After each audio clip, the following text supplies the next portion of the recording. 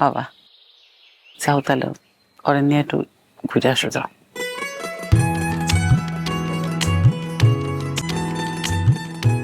আপনাদের এনে ডিমের কেস কত কইরা? ডিম তো আমরা কেস করে কিনি না, এক হালি করে কিনি। ও হালি কইরা কিনেন। হালি কত? মনে হয় 36 টাকা। 30।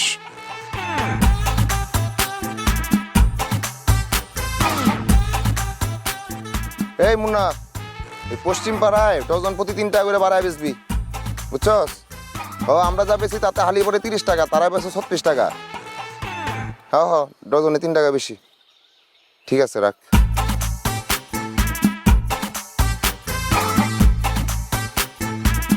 আমার তো ডিমের ব্যবসা। দৌলতপুরে আমার ডিমের আড়ত আছে, দৌলতপুর বাজারেই।